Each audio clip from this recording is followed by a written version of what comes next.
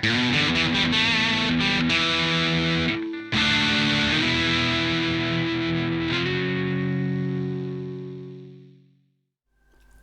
feel the urge to share my experience of quitting nicotine, as it made me literally a happier version of myself. For those of you who are still addicted to nicotine, it may seem impossible to imagine that quitting nicotine could make one happier. I know this from my own experience. Perhaps you are watching this video because you have some motivation now, even the slightest one, to quit the nicotine for good. I will point you in the right direction through sharing my own experience and explaining some important matters and what to avoid in pursuit of becoming nicotine free for the rest of your life.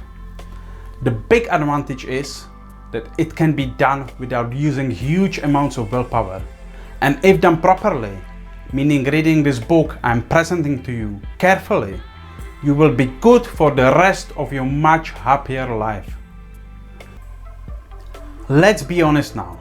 You can tell yourself, self-suggest, that you like smoking or vaping, that you like nicotine, but I'm sure you did not like the first cigarette, your first vape. I'm sure it didn't feel right and you might have been coughing, meaning your body defense was activating against inhaling harmful chemicals. But nicotine is so addictive that you can get hooked literally after the first cigarette. The longer you use nicotine, the more you get entangled into believing that you like it. The longer you use nicotine, the stronger the addiction is. Our brain is a curious organ.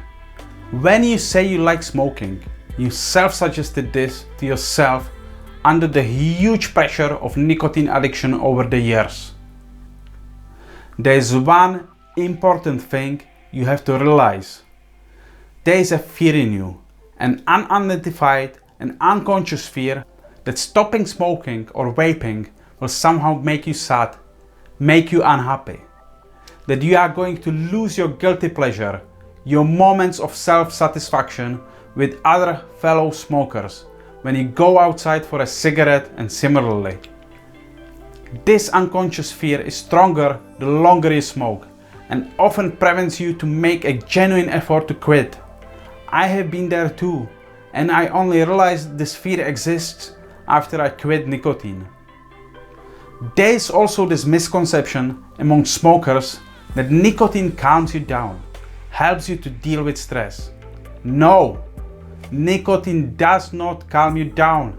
It raises your heart rate, which is certainly not considered as calming one down. What calms you down is the effect of satisfying the addiction when you inhale nicotine from cigarette or e-cig and similarly. It is a vicious circle of never-ending topping up. If you don't have the addiction in the first place, you don't have to calm it down, especially in stressful situations. You will actually deal with stressful situations much better because you will have one less stress to quieten down, the addiction itself. Also, your heart rate won't be as rapid. Back in my home country, in Czech Republic, there's another unhelpful misconception people believe in. The meaning can be loosely translated as once smoker, always smoker. Basically, it implies that you will always miss the nicotine. This can't be any further from reality. I have not missed nicotine a single time since I quit it about 5 years ago. And I know why. I became richer, healthier, and therefore happier person. Since I stopped smoking, I haven't been off sick from work for a single day in 5 years. That is how much my immune system has strengthened itself. Any colds, and similarly, do not disable me in the same way as before and have a very mild and short course. That is only one of the many benefits. Another one is a huge psychological boost. Quitting nicotine and realizing I became non-smoker again felt like someone had cut off an imaginary chain with an iron ball which was attached to my ankle and slowing me down. That someone who has done that for me was Carr through his brilliant book called Easy Way to Quit Smoking. The realization of becoming non-smoker again, right after finishing reading this book, was so strong that it has thrown me into 2 hours of natural euphoria with a huge release of endorphin. I instantly bin my vaping stuff, all the batteries, in ecological way, and fluids as I transitioned to vaping from tobacco in the past to lessen the harm. I have been vaping for about 3 years before I quit nicotine for good, using this brilliant self-help book. This book is loosely based in cognitive behavioral therapy and gives you the necessary information, psychological tools and motivation to overcome this most useless and damaging addiction mankind ever brought upon itself. This book does not dwell on pointing out health risks. Instead, it focuses on helping you to overcome nicotine addiction in a fun way, without using your willpower. Yeah, without using your willpower. It explains the crucial aspects of the addiction, like associations with your routines and similarly. We all know about the health risks of smoking. No one needs to remind us of them. We all know smoking costs a huge amount of money, especially if you buy a regular packet of cigarettes every day. A packet is about £10 in Britain nowadays.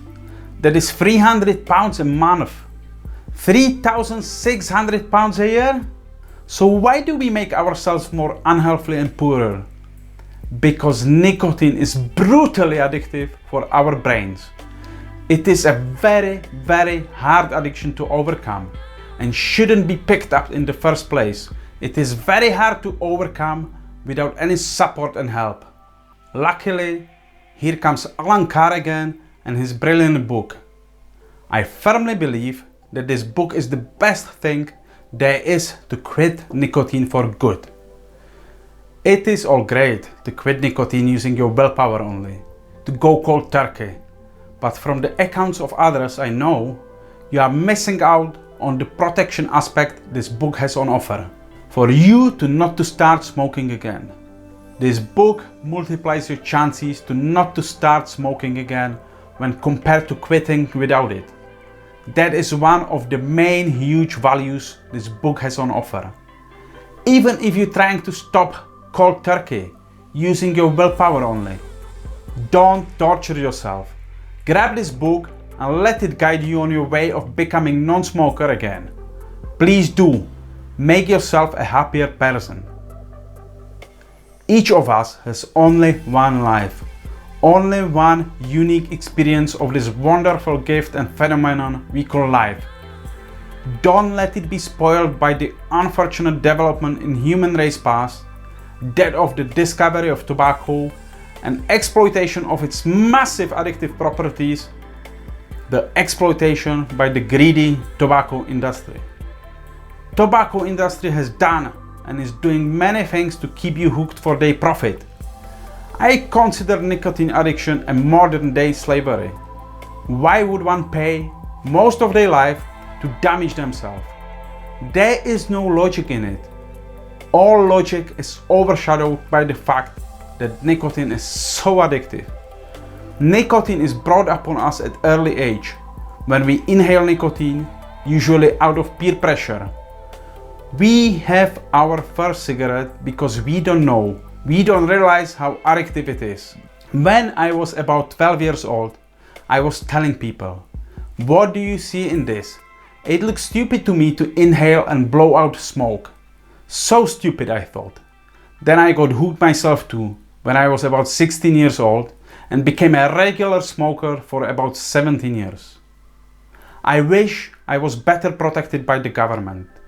I wish the legal age for buying tobacco products was higher and not 16 years old, as in some Western countries up until recently, like Austria. How powerful the tobacco lobby is when the government's allowed to enslave their children from this early age. They should be ashamed. But under the pressure of scientific evidence about harmful effects, the notion is changing, and Britain is spearheading this change finally. You won't see any tobacco products in shops here in Britain anymore. They are hidden away out of sight of shoppers to not to attract those who haven't developed the addiction yet. Hopefully, we can raise the legal age to 21 and similarly. Thinking that picking up tobacco and consequently getting addicted to nicotine is a freedom of choice matter is a huge misunderstanding. The addiction was brought upon us by greedy people. It was glamorized in the past by likes of Hollywood and similarly. It was supported by governments who let tobacco promotion run wild in the past. But they have realized finally, especially if they have state healthcare systems like NHS, that the cost of smoking and tobacco consumption outweighs the income from tobacco tax, with ill health caused by smoking resulting in lower productivity of citizens and similarly. Poor slaves were used to cultivate tobacco in the past. Paradoxically, tobacco industry continues to have their slaves in us who remain addicted to nicotine. See through it, see the reality, free yourself and help others to free themselves. Become a happier version of yourself. Don't let this unique gift of life to be spoiled by this stupid addiction. Please, I urge you, if you have slightest motivation to stop smoking, grab this book and free yourself. One final advice. Cannabis is becoming legal to use as a recreational drug in many countries around the world. I know of one person who quit smoking thanks to this brilliant book, but was silly enough to let the brain remind itself of how addictive nicotine is. By having few puffs out of cigarette which contained cannabis mixed with tobacco at some party, he gradually fell back into smoking tobacco again. He has stopped since, and I hope he's not going to make this silly mistake again. Don't let your brain get reminded of nicotine once you quit, in any way. If cannabis is legal in your country and you use it recreationally, don't mix it with tobacco. It is often the tobacco which makes you keep addicted to cannabis too. Cannabis itself is nowhere near as addictive as nicotine. Good luck, take care. Now go and grab that book.